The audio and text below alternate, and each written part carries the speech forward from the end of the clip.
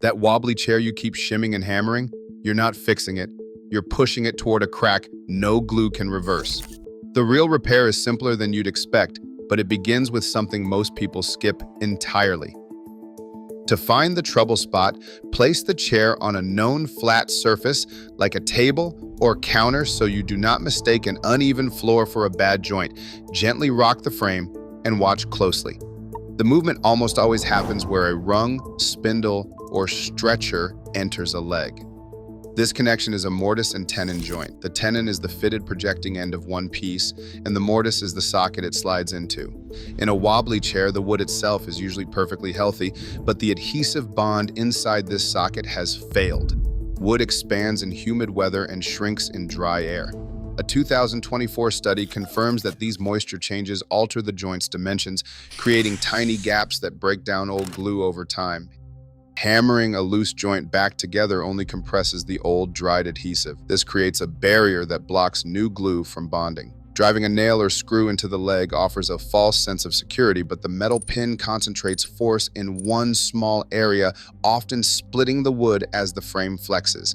Squeezing fresh glue directly into the assembled gap also fails. In one homeowner case, injected glue held for only a few weeks because it coated the failed adhesive instead of reaching bare wood. Even a leg shim only masks an uneven floor. It cannot stop structural movement. These shortcuts are mere symptom control.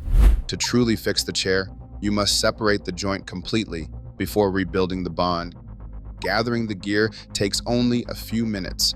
You need standard PVA wood glue, 1 or 2 basic clamps, and a ratchet strap to pull the chair frame together. Grab a rubber mallet or a regular hammer paired with a scrap wood block to shield the finish from dents. Keep a utility knife or sandpaper handy for removing old adhesive, and a damp cloth to wipe up squeeze out. Optional safety glasses and gloves complete the kit. No specialist skills or machinery are required.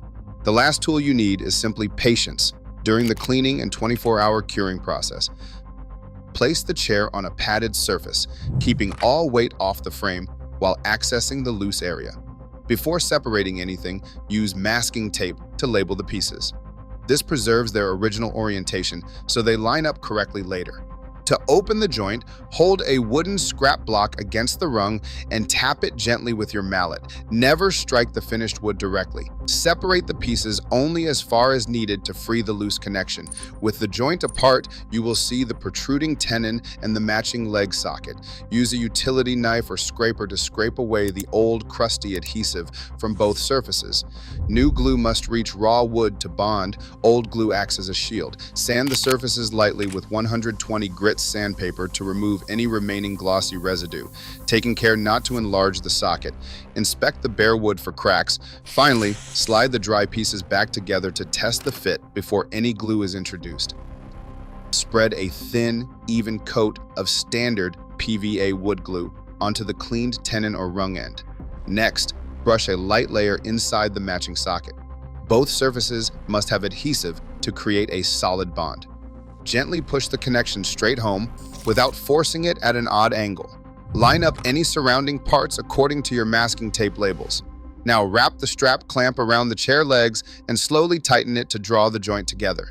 You want just enough pressure to close the gap entirely without crushing the wood. Keep an eye on the clock. Wood glues typically have an open assembly time of 3 to 5 minutes before they begin to set. Set the chair upright on your flat table or counter to make sure it sits perfectly level. Check that the frame is square and not twisted. Use a damp cloth to wipe away any glue that squeezes out of the joint before it hardens. The clamp keeps the frame in alignment while the adhesive cures. The chair looks finished, but it is not ready for use yet. Leave the clamp on and keep all weight off the chair while the adhesive cures. Even if the glue feels dry to the touch, it takes about 24 hours to reach full structural strength. Sitting on the chair too soon will pull the fresh bond apart, ruining your hard work. Once the full day has passed, take the clamps off. Place the chair back on your flat counter and rock it gently in the same direction as your first test. The joint should be completely solid, silent, and still. Which chair in your house has been wobbling the longest? Subscribe for more practical home repair guides. A simple reglue restores a loose joint, but it cannot fix structural damage. If you discover a cracked leg, a split mortise, crushed wood, or a snapped tenon, glue alone is not enough. These failures lack the sound material needed for a basic bond and require a professional woodworker or replacement parts. Similarly, if multiple connections fail at once, the entire frame is compromised and must be taken out of use until it can be fully disassembled. For a standard wobble, however, the formula is simple. Locate the loose joint, take it apart, clean away the old glue, apply fresh adhesive, clamp it tight, and wait 24 hours to cure. Which chair in your house has been wobbling the longest? Subscribe for more practical home repair guides. Choosing a real repair over a quick fix is a quiet rejection of throwaway culture. With just a little patience, you preserve what you already own.